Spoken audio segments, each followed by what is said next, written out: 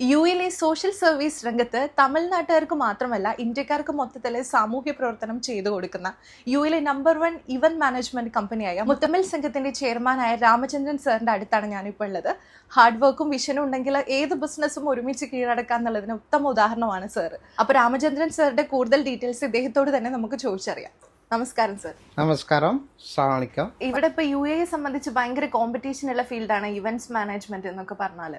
അപ്പോൾ ബാക്കിയുള്ള ഗ്രൂപ്പിൽ നിന്നും യുണീക്ക് ആയിട്ട് നിൽക്കാൻ സാർ ചെയ്യുന്ന തിങ്സ് എന്തൊക്കെയാണ്? നമ്മളിത് തമിഴാണ്. മുത്തമിழ் சங்கம் ஈவெண்ட்டு. இது முத்தமிழ் சங்கம்னு പറഞ്ഞാൽ തമിഴ് കമ്മ്യൂണിറ്റിക്കാக இந்தியன் கம்யூனிட்டிக்காக சோசியல் சர்வீஸுக்காக 1990 ഇത് ഉണ്ടാക്കുന്നത് സംഘമാണ്. ഇതിൻ്റെ സംഘത്തിന് ഫൗണ്ടർ പറഞ്ഞാൽ திரு மோகன் பிள்ளை அவர் தான் சங்கம் ഉണ്ടാക്കിയത്. അപ്പോൾ സംഘത്തിൽ നമ്മൾ ഒരു അംഗമാണ്, ഒരു കോർ നമ്പറാണ്. അതിൽ സംഘം 2014 സംഘം ഗവൺമെൻറ് തട ചെയ്തത്. അപ്പോൾ ഗവൺമെൻറ് തട ചെയ്തതിനാൽ ഞാൻ ഒരു டாக்குமெண்ட் கிளியரன்ஸ் அல்பத்தூள் டாக்குமெண்ட் கிளியரன்ஸ் ஆகிட்டு நான் எവിടെ தொடங்கியிருந்தேன். അപ്പോൾ സംഘം ഗവൺമെൻറ് തടിയായിരുന്നു. എൻ്റെ സ്പോൺസർ പോലീസ് ഡിപ്പാർട്ട്മെൻറ്റിൽ IG ആണ്. അവർ പറഞ്ഞ് ഈവൻ്റ് ചെയ്യപ്പെട്ടെന്ന് പറഞ്ഞ സമയത്തിൽ പിന്നെ நம்ம ஈவெண்ட் மேனேஜ்மெண்ட்டு முத்தமிழ் சங்கம் ஈவெண்ட் மேனேஜ்மெண்ட்டு ஈவெண்ட் தொடங்கி. அப்போ இது ஈவெண்ட் மாத்திரம் நம்ம செய்யலை, ரத்ததானம் செய்யுது. இயர்லி 4 டைம் ரத்ததானம் செய்யுது. കുറേ ആൾക്കാർ മരിച്ചു പോகிற ആൾക്കാർക്ക് பாடி ஃப்ரீ ஆகிட்டு சோசியல் சர்வீஸ் செய்து நாட்டுக்கு இந்தியன் யார் இருந்தாலும் கேரளாவட்டும், தமிழாகட்டும், கர்நாடகா ஆகட்டும், தெலுங்காகட்டும், இந்தியாவட்டும் அத்தனை நேஷ்னாலிட்டிக்கும் நம்ம ஃப்ரீ சர்வீஸு தமிழ் கம்யூனிட்டி. இதுக்கு சங்கத்தின் நான் சேர்மன், தலைவர், செயலாளர், பொருளாளர், கோர் நம்பர் இத்தனை ஆகிட்டு உண்டாக்கிட்டு இது சோசியல் சர்வீஸுக்காக உருவாக்கப்பட்டது இது சங்கம். அப்போ சங்கம் தடைப்பட்டதுனால இது ஈவெண்ட் மேனேஜ்மெண்ட்டு கம்பெனி நம்ம தொடங்கி. அதனால் எத்தனை ஈவெண்ட் கம்பெனி இருந்தாலும் நம்மளோட ஈவெண்ட்டு தீபாவளி, பொங்கல், உழைப்பாளிகள் தினம், மே இது எல்லாம் எனி டைம் நம்ம ചെയ്യും. പിന്നെ കമേഴ്ഷ്യൽ ഈവെന്റ് ഇപ്പം നിങ്ങൾ ചോദിച്ചാൽ എനിക്ക് ഒരു ഈവെന്റ് ചെയ്യണം അങ്ങനെ പറഞ്ഞാൽ നമ്മൾ അതും ചെയ്ത് കൊടുക്കും. ഇപ്പം നമ്മൾ നിൽക്കുന്നത് 2025 അപ്പോൾ അടുത്തൊരു 5 ഇയേഴ്സിൽ, കമ്മിങ് ഇയേഴ്സിൽ സാറിൻ്റെ വിഷൻ എന്താണ് ഈ ഇവൻറ്റ്സുമായിട്ട് മുന്നോട്ട് പോകുന്നത്? ഇപ്പോൾ പറഞ്ഞു സോഷ്യൽ സർവീസ് കാര്യങ്ങളൊക്കെ ഇൻക്ലൂഡ് ചെയ്തിട്ട് എന്താണ് മൊത്തത്തിലുള്ള ഒരു വിഷൻ?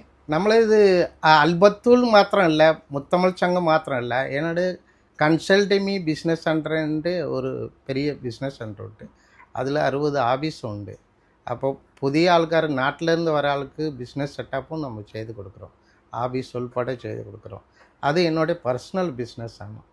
இது சோசியல் சர்வீஸ். முத்தமிழ் சங்கம் என்றால் சோசியல் சர்வீஸுக்காக உருவாக்கப்பட்டது. இது என்ன பைசா சங்கத்தினில் அக்கௌண்ட்ஸு எல்லாம் செப்பரேட் ஆகிட்டது. தமிழர்கள் மட்டும் இல்லை, இந்தியர்கள் எல்லாருக்கும் சேர்த்து உருவாக்கப்பட்டது தான் இது.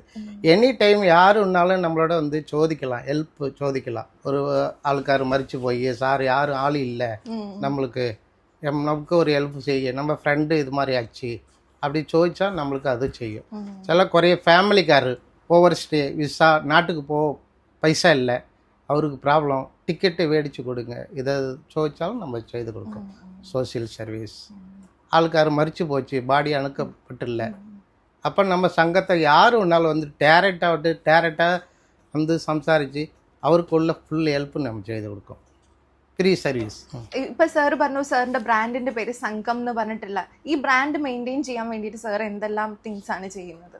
ഇത് മുത്തമിഴ് സംഘംனா തമിഴ് ആൾക്കാർക്ക് 100க்கு 100 അറിയും. ഇത് മുത്തമിഴ് സംഘംனா എന്തെന്ന് അറിയും.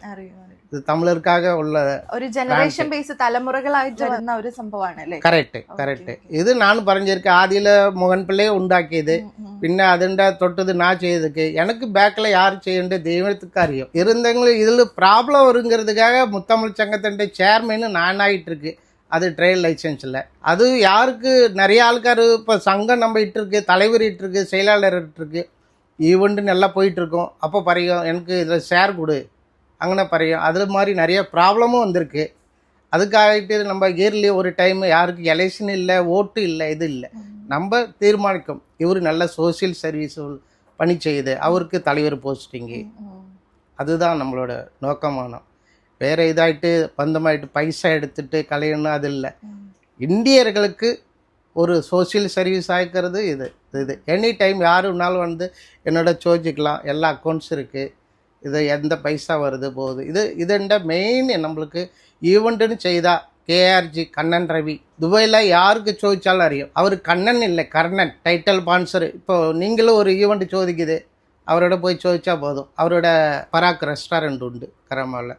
எனி டைம் உங்களுக்கு கொடுக்கும். ஒரு இஷ்டப்பட்டு இது மாதிரி ஒரு ஆள் ரொம்ப பாவப்பட்டவர், நாட்டுக்கு போகப்பட்டில்ல, அதை போய் ചോദിச்சா அவர் கொடுக்கும். நான் குறைய ஆளுக்கு பறஞ்சிருக்கு, என்னோட வந்து ചോദിச்சிருக்கு, சார் உங்கள் சங்கத்தில் எங்கள் மவுளுக்கு ஸ்கூல் ஃபீஸ் கட்டப்பட்டதில்லை, ஏதாவது ஹெல்ப் செய்யணும். ஒரு மலையாளி பெண்ணு என்னோட ചോദിச்சது. அப்போ நான் பறஞ்சது நம்பர் கொடுத்து KRG கண்ணன் ரவி போயிட்டு காணும், வெயிட் பண்ணி காணும், அவர் அள்ளி கொடுக்கும். അങ്ങനെ പറഞ്ഞു. அவர் போயிட்டு ചോദിச்சிருக்கு. 30,000 ரூபாய்க்கு செக் எழுதி சேம் டைமில் கொடுத்துருக்கு. அந்த பெண்ணு என்னோட திருச்சி விழிச்சு தேங்க்யூ பறஞ்சது. அது மாதிரி ஆൾക്കാരെല്ലാം துபாயில் உண்டு, நிறையா உண்டு. எங்கள் தமிழ் கம்யூனிட்டியில் உண்டு. நான் அதனால் பறையுது.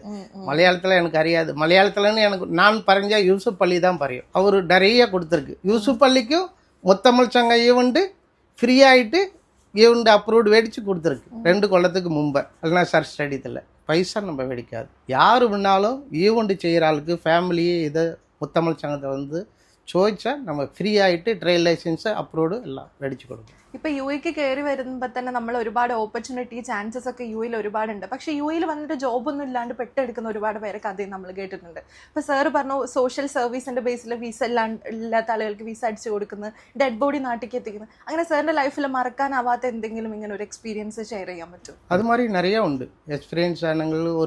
ஒரு பையனோட பாடி 15 ദിവസமாயிட்டு கிடந்தது. அது நம்மளுக்கு போன வந்தது, இது மாதிரி பாடி கிடக்குது என்னன்ட்டு. அதுண்டு அப்புறம் நான் தான் செய்து, நம்மளோட டீம் ஒர்க்குன்ற ஆள் உண்டு, அதை செய்து நம்ம கொடுத்தது பாடி எல்லாம் அனுப்பியிருக்கு. அதுதான் மறக்க முடியாது. அதுதான் பின்ன நார்மலு தீபாவளி, தமிழர்கள் தீபாவளி உண்டாக்கும். ஓணத்துண்ட நிறைய நம்ம ஹெல்ப் செய்திருக்கு. யூசுப் அலிக்கே ஓணம் ஈவெண்ட்டுக்கு நம்ம தான் செய்து கொடுத்துருக்கு. அது அல்நசர் ஸ்டேடியத்தில் அது மாதிரி எல்லாம் செய்து கொடுத்துருக்கு. பின்ன இது இல்லாமல் இஸ்தார் பார்ட்டி அது நிறைய செய்து கொடுத்துருக்கு. லேபர் கேம்ப்ஸ்க்கெல்லாம் போயிட்டு ஃபுட்டு ஒரு இஸ்தார் பார்ட்டிக்கு நம்ம வந்து லேபர் கேம்பில் போயிட்டு பிரியாணி, ஃபுட்டு, தண்ணி அதெல்லாம் செய்திருக்கு. இது இல்லாமல் புதிய பிஸ்னஸ் தொடங்குறவருக்கு நம்ம வந்து வர்த்தகல் சந்திப்பு, தமிழில் பறஞ்சால் வர்த்தகல் சந்திப்பு, பிஸ்னஸ்காரருக்கு பிஸ்னஸ் செட்டப் பண்ணி கொடுக்கறது இல்லாமல் அதண்ட இது தொடங்கி 2 இயர்ஸ் ஆச்சு. மந்த்லி ஒரு பிஸ்னஸ் மீட் பண்ணிகிட்ருக்கோம். அப்போ வந்து பிஸ்னஸ் ஷேர் பண்ணுறவருக்கு அவர் ஒரு கார்டு கொடுத்து அவர் ஒரு பிஸ்னஸ் ஷேர் செய்யலாம். பின்ன சில ஆளுக்காருக்கு பிஸ்னஸ் உண்டாக்கியிருக்கோம், இன்வெஸ்ட்மெண்ட் இருக்காது. அது நம்ம குரூப்பில் உள்ள ஆளுக்காரு இன்வெஸ்ட்மெண்ட்டும் செய்யுது. அந்த ஹெல்ப்பும் நம்ம ചെയ്ത് കൊടുக்குறோம்.